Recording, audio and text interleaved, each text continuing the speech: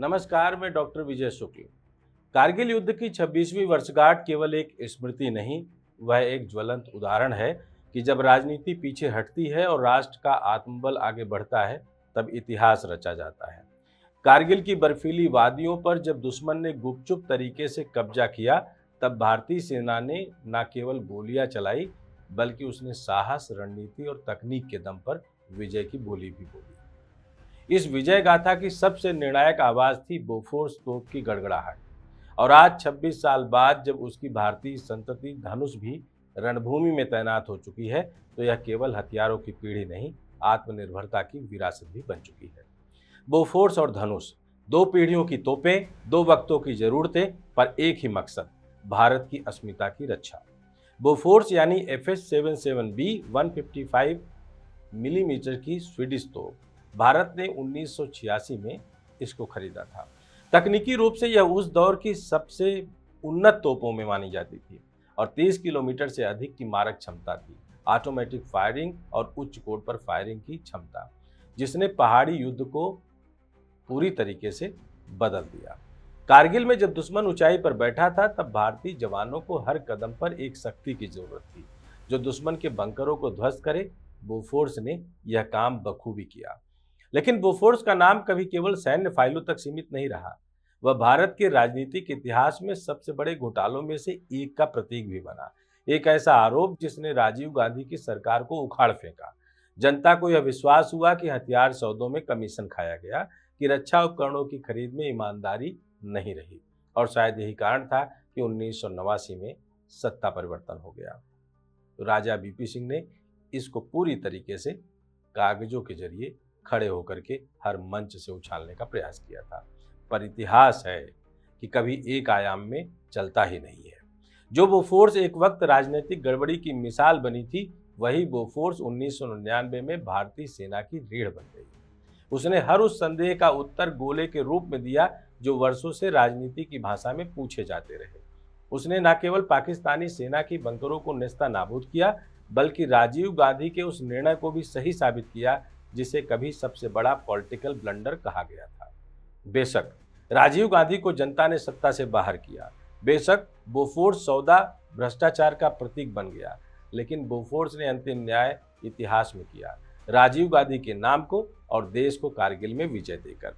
और अब जब बोफोर्स की तकनीक से ही विकसित की गई धनुष तोप 2019 में सेना का हिस्सा बनी, तो यह महज एक नया हथियार नहीं था, यह बोफोर्स के उस अपमान का जवाब भी था जिसे हमने वर्षों तक विवाद कहकर ढोया।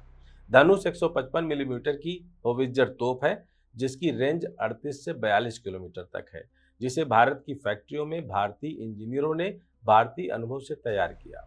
यह मेक इन इंडिया नहीं, फाइट फॉर इंडिया का जीवंत उदाहरण है। अब जब कारगिल की वर्षगांठ पर सेना बोफोर्स और धनुष को साथ लेकर खड़ी है, तो यह केवल अपनी ताकत नहीं दिखा रही, वह यह भी बताती है कि भारत अपनी गलतियों से सीखता है और उस सीख को उत्पादन, शक्ति और नीति में बदलता है। धनुष का नाम खुद एक प्रतीक है, राम का अस्त्र, धर्म की रक्षा का साधन। और जब यह बोफोर्स के साथ खड़ी होती है, तो यह कहती है कि हमारी परंपरा और नवाचार एक साथ चल सकते हैं।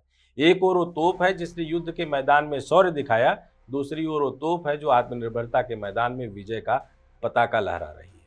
यह मिलन पुरातन और नूतन का, नीति और तकनीक का, राजनीतिक अनुभव और सैन्य सबक का, आने वाले वर्षों में भारत की रक्षा रणनीति की दिशा तय करेगा। और शायद अब वह समय है कि हम बोफोर्स को केवल एक राजनीतिक आरोप के रूप में नहीं, कारगिल की विजय गाथा के रक्षक के रूप में भी याद करें, और राजीव गांधी को उस ऐतिहासिक निर्णय के लिए जो देर से सही पर देश के काम आया।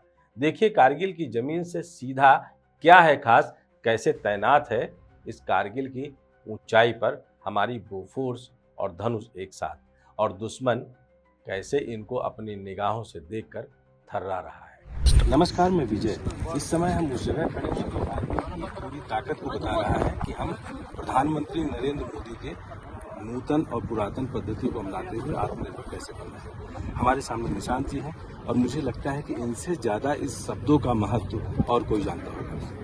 गुड आफ्टरनून, मैं कर्नल निशांत अरविंद हूँ और आर्मी बिहार हूँ।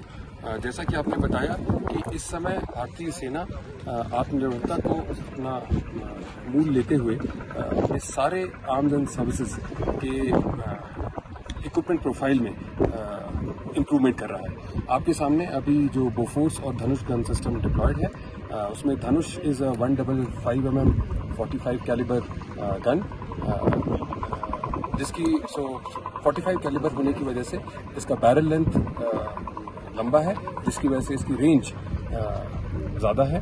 साथ ही साथ बोफोर्स के कंपैरिजन में हमने देखा कि इसमें हमने इसके MVI जो मजल ब्रेक है उस पर भी हमने इम्प्रूवमेंट किया, और साथ ही साथ इसमें हमने ऑटोमेटिक लेइंग सिस्टम का भी इंट्रोडक्शन किया, जिसकी वजह से इसकी लेइंग और एक्यूरेट और जल्दी की जा सकती है। तो इसके मूवमेंट में, ट्रांसपोर्टेशन में या पेलोड सिस्टम जब बोलते हैं तो क्या इसमें कोई फ़र्क है? 155 mm कैलिबर होने की वजह से मूलतः यानी सेम है। However because Bofors is 155 mm 39 calibre और Dhanush is 155 mm 45 calibre, so barrel length इसकी लंबी है और इसका रेंज ज़्यादा है। मैं इन टोटल ये कह सकता हूँ कि दोनों गन सिस्टम्स बहुत इफेक्टिव हैं और दुश्मन के ऊपर कारगर फायर डालने। थैंक यू निशांत जी। बिल्कुल क्लियर है कि भारत की सैन्य सेना में अगर आप चले हुए तो मैं आपको दिखाना चाहूँगा कि हमारे पीछे की आप देख रहे हैं ये बोफोर्स है। बोफोर्स का नाम आपने कारगिल के युद्ध में सुना होगा, जब हमारे जाबाज सिपाहियों को बोफोर्स ने पूरी मदद की थी। लेकिन कारगिल के समय हमारे जवानों का जज्बा, हमारे जवानों का अपना जुनून था, जिसने हमारी असुविधा को ज़्यादा रक्षा दी थी और जिसमें मददगार आते